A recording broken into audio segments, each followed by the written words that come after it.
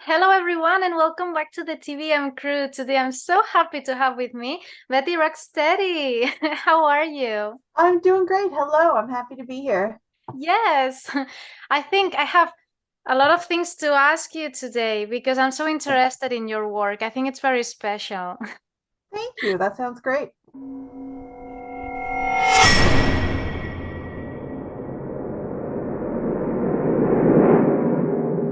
Can you tell us a couple lines about you? Yeah, I'm Betty Rocksteady. I am a horror writer and illustrator. I have three novellas out through Ghoulish Books, and Yes. I have a collection out as well. Hmm. And you like surrealism a lot, right? Yeah, I'm really into like surrealism and like very dreamy, nightmarish kind of horror. Yes, that's so interesting because that opens a lot of doors, even more for horror, right? Yeah, I think so too. Yeah, I like that sense of unreality or strangeness kind of bleeding into other strangeness. That's what I find really compelling. Hmm. And what kind of, because surrealism, it's like a very wide spectrum. Maybe are we talking about a kind of sci-fi surrealism or maybe kind of manga, like anime surrealism? Where do you swim? I really like things that feel almost like, you know how dream imagery can be very like strange and the Yes. logic is very strange. I Yes. like that kind of like nightmare logic is what I find really interesting to work with. Yes, yes, absolutely. Kind of Alice in Wonderland. Yes, I love Alice in Wonderland is one of my favorites of all time. I Yes. like so kind of take those kind of vibes, that way things kind of shift and turn, and then put that into horror. Yes, actually, it can be terrifying. I think Alice. so, yeah. Yes, I mean, a lot of awful things happen to her. They do, don't they? Yeah. Yes. So actually, there's all this conspiracy behind the book, right? That there's all this mathematic formula behind Oh the yeah. stories, right? That's Yeah, Lewis Carroll was really like he was really into nonsense, but he was also a mathematician. So there's lots of like logic puzzles and weird little stuff in Alice in Wonderland. Hmm. Yes, because it's shocking to think because normally like a mathematician and writing something like this, it has to be something there. Yeah, it does. It seems like it's such different ends of the spectrum, but he kind of blended them together. And I always think that's cool when people take two things that don't Mhm. normally go together and then turn them into something. Yes, exactly. Well, actually, the bizarro surrealism, that's what it's all about. Yes, yeah, absolutely. Yes. So you have your latest book is Soft Places, right? Yes, yes, that's right. And it's a very beautiful book because it also has your illustrations. It does, yeah. So Oh. Soft Places is kind of a hybrid of a novella Mhm. and a graphic novel. So Yes. it's kind of equal parts prose, and then also the story takes place as like comic book sections. Hmm. And where do you took the inspiration from? A lot of different places. Like I Mhm. knew for this project that I really wanted to do something that the illustration was as important as the writing. Because Mhm. I really both parts are important to my creative process, and I'm just trying to bring it more and more. The more work I do, the more I want to make both parts very vital to it. So that Yeah. was definitely an intention setting out. And Hmm. I also took a lot of inspiration from the comic book series The Max, which Yes. which is Ah, one okay. of yeah, it's really cool. It's one of the Yeah. first comics I read when I was a Mhm. lot younger, and it had a lot of just similar themes with creating worlds out of your subconscious. Yes. Hmm. And I would like to ask you about the thread of the book because I find it very creepy and it's Yeah. terrifying to think. Tell us a bit about the story and your character. Okay, so it's a very short book, so I don't want to give too much away. But the Okay. basis of the plot line is that it's about a young woman who's found in the middle Mm-hmm. of the street naked with a head wound. No. She ends up in the hospital under the care of a perverted and evil psychiatrist. And Yes. it's hard to tell if she's psychotic or if she's having memories of this strange place that she was at where she had more power. So that's kind of Yes. what it centers around. That's these kind of stories I've also always find them very very scary because you just wake up somewhere you can't control being, right? You don't, Yeah. yes, you don't know if it's your mind or not, or you're forgetting about it. Like, Yeah. it's, Yeah, yes, a lot of it, it's there's a lot of like tension is really important to me in stories, and I like to start like right in the middle of the action, so the okay. reader is kind of as puzzled as the character is as to what's going on, and it just kind of thrusts you right into it. That's great because that goes very well with the kind of story, right? Yes. Because you go with the character. The character it's also appearing in the Yes. middle of that scenario and has no idea of what's going on. So it's like, right? You're both confused at the same time. The That's character is great. confused and you're confused, and you're just kind of trying to work out the reality of the situation. Yes. I am um I wonder, your other books that you have are also they also have this tone, or do you go to other sides of horror? It is a similar tone. Like there's definitely some similarities between them. I do like lots of different kinds of horror, but Hmm. my book my book The Writhing Skies, Yes. also from Perpetual Motion Machine Publishing, Ghoulish Books. Mm-hmm. That one also kind of starts right in the middle of the action, very surrealist themes, and very much you're kind of discovering things as the characters do. Yes. So it's like having to put clues together. Yes, yeah. Yeah, Yes. exactly. Well, that's extra fun in a horror book. Actually, it reminds me of how some horror games work, right? That Yes.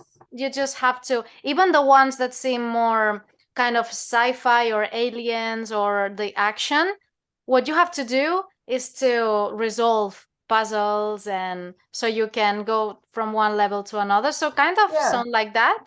Yeah, definitely. That's the kind of thing I like reading too. Like I like to have a lot of questions in my mind when I'm reading, and I like Yes. to you really need to be that's what keeps you reading is wanting to know what's going on. No, absolutely. Absolutely. And when you write, your process of writing, because if you start the book in the like in a main scene, so to speak, in the middle of the story, Mhm. what's your process when you get an idea and in your mind you start structuring a book? Do you already know what's going to happen, or you just go with the story? Yeah, no, I'm definitely an outliner. Like I definitely like to know what's going to happen. That's the way I construct things. My brainstorm process is very loose and free, and Mm, I think of a lot of things, but then I end up where I start right in the middle of it. I do usually like I know everything that's already happened before I yes. start writing. I have to have it all kind of constructed first. Mm, I find that the best way to get things finished is to yes. know where I'm going. Like things can change as I'm writing. Like I might change my mind about something and restructure it, but I find with a goal in mind, it's a lot easier for me. Hmm. And have your characters ever surprised you? Like something? Honestly, I know a lot of writers say that happens, but for me, I think it because the brainstorming process is so loose at first, I give them lots of room to kind Yes. of make up their mind what's going to happen then. And it usually does go pretty straightforward from there. Yes. You have them all in line. Yes, I do have them pretty, they're in line. They they obey me. Yes. And are you fond of any of them? Do you have a special character that you love? I do really love Jonna from Soft Places. I Yes. identify with her a lot. I think she's pretty cool. Hmm. She goes through a lot of things. She does go through a lot of things, but she has more power than she realizes she does, and I think that's cool and true of us all. That's awesome. And do you have like a challenging a scene that it's been difficult for you to write, for example, because sometimes even more in horror that we push boundaries and there are some difficult scenes. Do you have one that it's been difficult to go through? Um, I don't know if I find anything like that's kind of what I like writing. Like I like doing like the big scenes where something horrible happens Yeah. or the really traumatic stuff. Like I don't know, I kind of get a kick out of it. That's kind of those are the scenes I look forward to, the difficult ones, the big ones, the Hmm. strange ones. I'm drawn to the weird. Yes. Well, I think that we all are Yes. here. Yes. Yes, right? Yes. And you also told me that you like extreme horror. Yeah. My question is, what is extreme for you? Because everyone has a different answer to that. What do Yeah. you consider as extreme? I like things that push boundaries. Like I don't know, I just like things that go really hard. Like they mean it when they're trying to frighten you. Like I don't necessarily like an overdose of gore just for the sake of it, but I like when an author or a movie can use gore in a really powerful way, or Yes. use like a strange sex scene in a really powerful way. Like Mm-hmm. those are ingredients that you can do some cool things with. Mm-hmm. So I don't know, I think there's a lot of power in that. And do you remember like a movie that you consider extreme that has impacted you? Um there's a French movie called Inside. Mm-hmm. And it was about a pregnant woman on Christmas Eve, I believe it was, and it was pretty extreme and some traumatic stuff happened in Yes. it. That's one that I would consider extreme. Yes. Or a Serbian film was definitely extreme in a different way. It had a lot of like weird sexual stuff, and I thought that was really cool too. Yes. Yeah, because sometimes it's funny how this concept changes from one person to another because Yes. sometimes that people send me screeners of movies or books to review and they have this big warning of beware extreme horror, Yeah. behold, and And and then it wasn't really that bad. exactly I think or I've I'm had very a couple messed like up. that. Right? I've noticed that too. Sometimes there's a lot of trigger warnings. I'm like, oh well, that kind of got me excited, and it wasn't really that Yes. bad. That's it's fine. I Yeah. expect them. Thank you. Yes, so that happens to me sometimes that for some people the blood and the gore is like very extreme. Mhm. And for me it's more about the psychological. Like Yes. exactly like what I was telling you about the asylum or the psychiatric hospital, something like that, that you can get out of there because they are telling you that you're nuts, and Yeah. that you can get out and you don't understand that and you never know if it's true or not. It's I Yeah. find That's that terrifying. So for me, that's more extreme than any liver flying across the yeah. scene.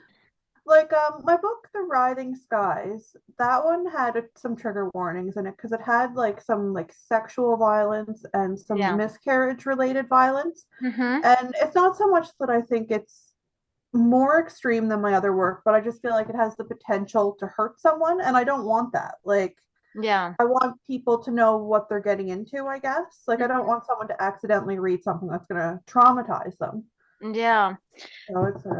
Yeah, but then in horror is complicated Mhm. because mm, all the books have triggers. Yes. Mm, Yes. all the books or movies or games, whatever, can have something that triggers someone. So, uh, you I know, think with Writhing Skies, the reason I did it with that one was because I didn't feel that the cover and the back cover copy necessarily would prepare people for what was in it, I guess. I think okay. that if like you're going and you're like, oh, this is a horror book and I know the back cover says that it's extreme, then you don't need to trigger warning every little thing because people are kind of signed up for it then. Yes. But if it's a book that in context someone might not expect to come across that kind of material, I think it's Yeah. good to give them a little bit of a hint of what's to come. Yes. No, no, yes, I agree. There's some Yeah. specific things like the ones you say that maybe someone will say, no, no, I don't want to go through this. So Yes. yes, it's nice to yes.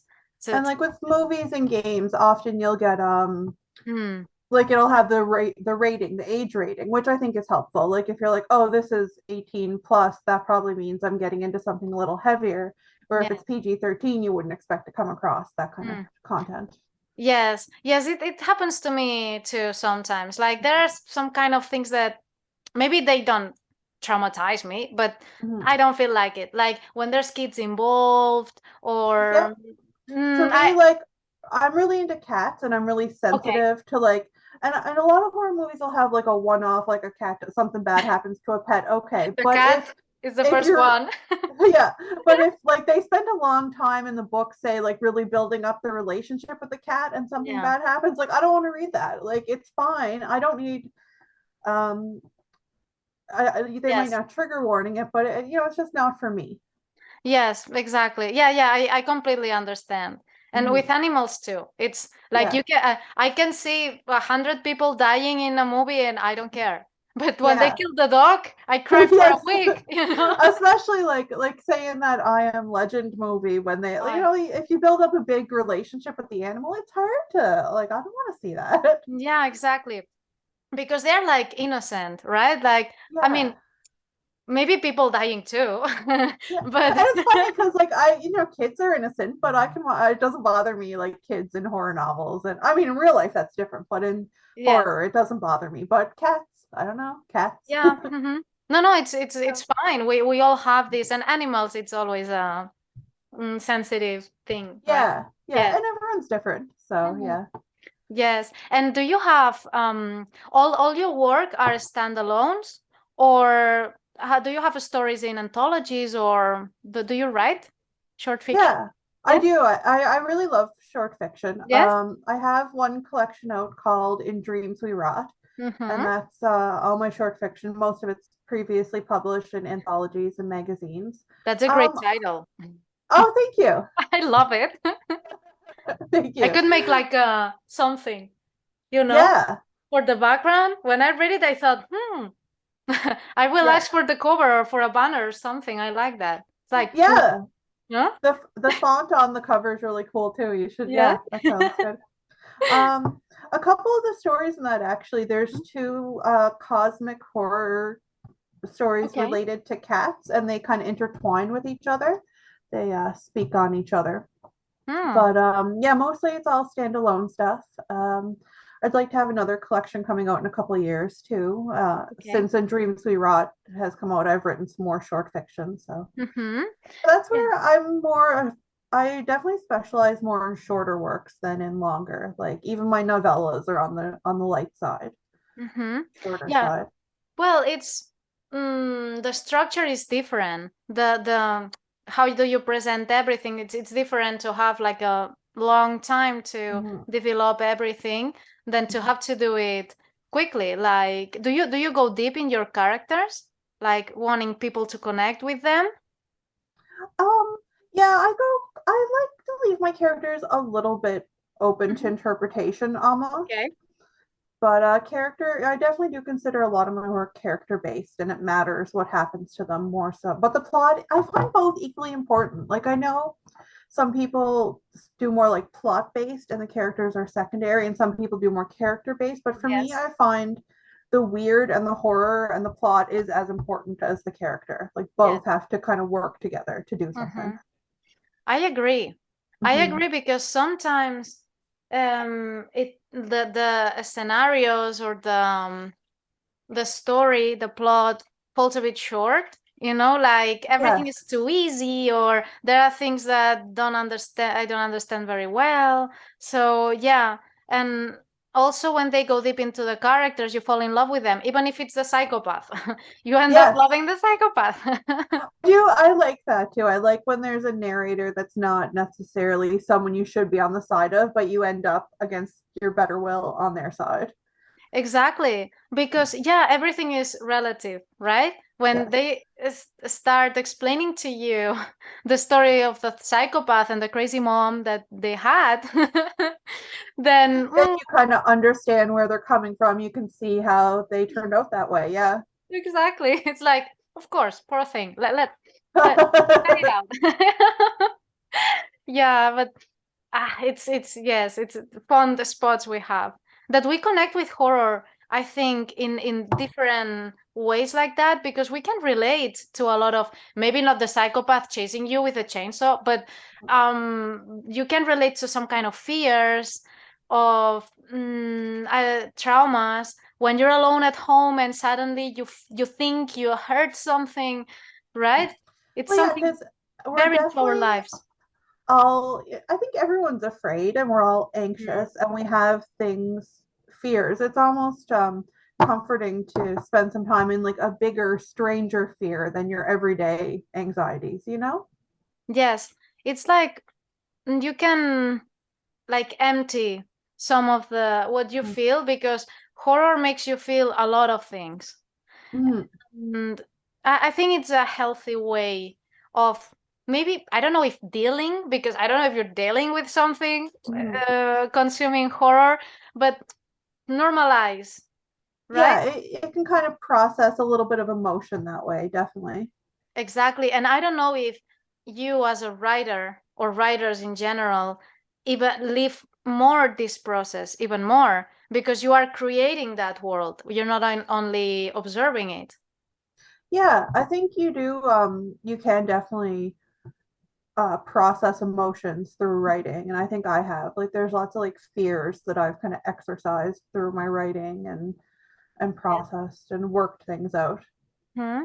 And do you have works that you haven't finished? I mean, like that you have put aside, like, no, this is not working yet? Yeah, definitely. I feel like my attention span isn't great anymore. It's not, I think, so a lot of times, like, I'll start something, and for whatever reason, I might spend like 3 weeks working on something, and then for whatever reason, my interest just kind of fades, and it must just not be the right time for that. If I don't go back to it, I don't beat myself up over it. I just Hmm. kind of start the next thing. Yes. And do you think you have changed the way you write your stories, or your inspiration, your influence? It has changed in time since you started? Oh, yeah, definitely.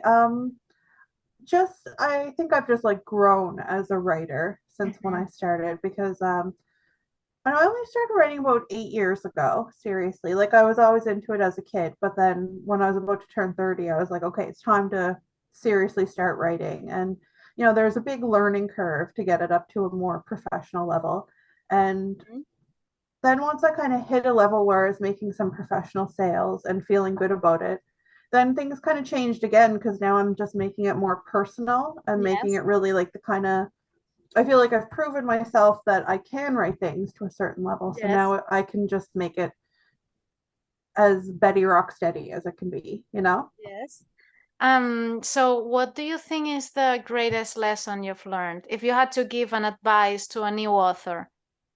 I think there's two things that are really important, and one is to do your skill building and whatever that means to you, whether like, Mhm. for me, I found it really helpful to better read for a lot of other writers and kind Okay. of find out what I would improve in their writing, which helped me learn how to improve it in my Yeah. own. I also read like quite a few books about like character and plotting and stuff like that. So that's important. That's skill building, but also it's very important to figure out why you're writing and what your taste is and what it is that you're bringing to the writing that's different than what someone else would bring. And Hmm. then just get into that as hard as you can. Yes, because it must be difficult to find your voice when you are creating something, because you have a lot of influences, a lot of expectations, or right? So how do you find your style, your voice?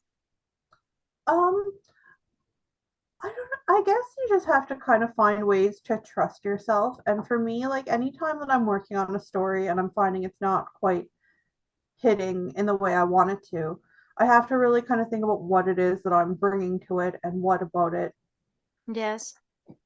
is, I don't know.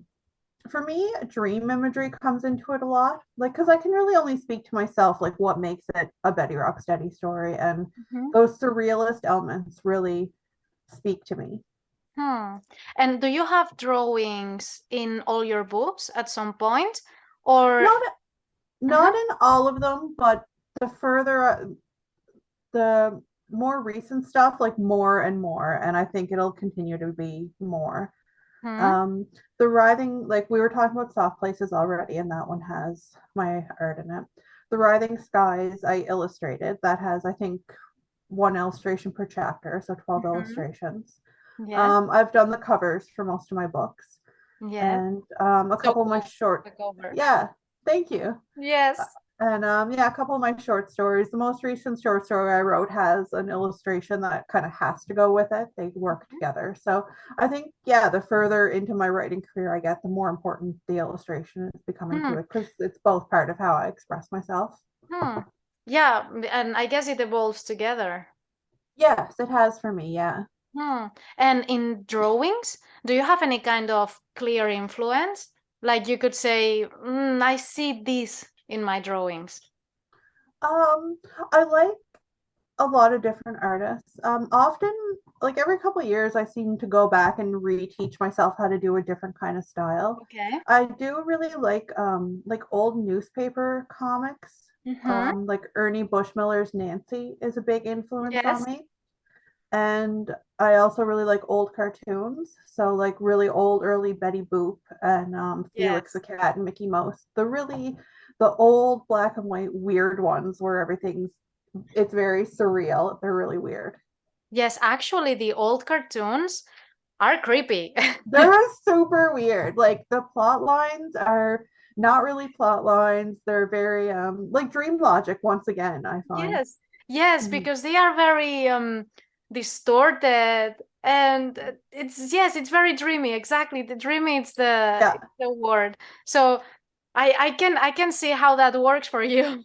Yes, yeah, yeah. I love that. Like that's definitely my favorite kind of art, that weird Right? style. Yeah. Yes, a little ago, a game creator sent me a demo of a game, and I didn't expect it. And it was this kind of, it was Oh, okay. character. Yes, it was like this kind of the first Mickey Mouse that was ever drawn. Mhm. Then it's something like that. And at the beginning, I thought, hmm. And like I wasn't sure. I even thought that they mistook because sometimes they reach me out without realizing that I only work with horror. And I Okay, yeah. so I even thought maybe they mistook, thought that man. But no, no, no, it was creepy. It was very creepy. It I actually find those kind of cartoons can have like a really weird vibe, definitely. They can be right? creepy. And Yes. something, I don't know, just something about the animation style. It leaves you an unsettling feeling. Yes, yes, absolutely. It seems that even more now that we have all these special effects and everything can be done with softwares and all of that, it seems that we've lost the basic Yeah, um because there's something a little more raw about like yes, now a lot of cartoons and animation, it's very like cookie cutter, static, like things just look too perfect. So yes, back then it was just like, I don't know, a handful of guys and girls just drawing and scribbling, and everything didn't look perfect and everything didn't yes. look right. There's a very human element to it. You could see that someone had made it, you know? Absolutely. Like the video games nowadays, they are so realistic that Mm-hmm. sometimes I think that I don't know how they are going to get over it. Like Mm-hmm. there's a point where all the video games that look the same. There's Yeah. the aliens, the spaceships, the creepy stuff crawling. At the end, they are all the same. Yeah, there's Um, no like life beneath it. no, That kind so of. exactly. So I sometimes I think about it when I post about a game or something on the website and I see the trailer, I say, okay, this looks very cool, but it's very similar to the To one the that, other. yes. So it's difficult. Well, maybe like in movies, right? Mhm. They might run out of ideas. Yeah, yeah, because I like when you can kind of see the artist and the creator Mhm. underneath it. Like when things get too popular and they're getting too much money into them, it's almost as if like Yes. you lose that human element. Yes. Now that you say that, but there's a lot of movies that have disappointed me because they just Mhm. turn like very commercial. Yeah. Do you have any movie that has disappointed you to the point of just stop it and not losing your time with it? Um, I can't really think of anything offhand. No? No. I've had some of them. Mm, do you know these kind of movies that they put everything interesting in the trailer? Oh yeah, That definitely, yeah. you are expecting something that never happens. Hmm. And yeah, I think that they have turned very soft, very commercial, Yeah, right? and a lot of times, like even with like sequels and reboots and stuff like that, it tends to like they're kind of losing what made the original special or interesting, and they're just trying to make more money off it. Exactly, because many times the original comes back to the 70s, the 80s, Hmm. and it was something that broke in that it was very impacting, very different because Hmm. there wasn't anything like that. Or Yeah, it was new and fresh. Yeah. exactly, but now I don't think the same ideas work just now. So I don't know. I think that that's why the underground horror, the indie filmmakers, they are really having a big voice, even more because of social media and the communication we have now that they can Hmm. just share their work. But they're very visceral, very Yes. right. They are not buying opinions. They are just showing. They're making the thing they want to make. They're not making the thing that they think other people want them to make. Exactly, because many of them, you talk to them and they already know that they are not going to have their money back, Mhm. that they are not going to, but they're so happy with it because they just used everything they had to, because at the end, horror doesn't need to be a fancy thing or an expensive thing, because we can, No. no, we can all mm, mm, like experience horror on ourselves, Yeah, right? there is a lot of cool low budget horror for sure. Like I do Mm. think it's a genre that really kind of sings when it's coming straight from the heart like that. Absolutely. Yes, because you think, for example, other kind of genres like sci-fi that steps with horror, but like the really pompous sci-fi Mhm. fantasy, you really need money to do a movie Oh like yeah. because you need the special effects, you need, but for horror, you only need one person and their crazy mind. You do not need Yes. a So yeah, I'm so excited about how is growing Yes, me too. yes, the underground, because they have amazing, I've watched amazing movies that no one knows just because they are not in the big screens. Hmm. I But think yeah, that the underground horror scene, the indie scene is really it's very alive. yes, and I think that they are going to be very noisy. I I think think so too. yes, because they are growing and they have new tools too, because I think that maybe a few years ago they needed to go through a big distributor and to have big companies, traditional kind of, but now they have social media. They have Yeah, people talking about it. They have websites. I think that the game has changed the rules a lot, it has changed a lot. Yeah, there's way more ways to get work out there. which I find great. It's amazing. Yeah. Yes, because like this, you can know the work of lots of people you wouldn't know. All the independent authors, even bands, the music. How Mm-hmm. many bands do we have right now, right? Yeah. So, yes, I think that it's something. And talking about that, where can readers find you? How do you get in touch with your audience? Oh, well, I'm on Twitter at Mhm. Betty Rocksteady, Yes? and my website is bettyrocksteady.com. And they can find me on Facebook too. If they Hmm. want to just look me up there. Yeah. And yeah, We will link everything below so great. everyone can find your work. And before we wrap up, do you have any message for our audience? Some wisdom? Oh my goodness, that's putting me on the spot. um, I just hope everyone has some really weird dreams tonight. Yes. Grab her book. And also, a thing that I wanted to ask you, which from your work, if someone wants to start knowing it and reading it, which book do you think they should take first to know um, about you? I probably Soft Places or Yes. In Dreams We Rot. Those would be Mhm. my top two. It's having an amazing embrace because everyone loves it just seeing it.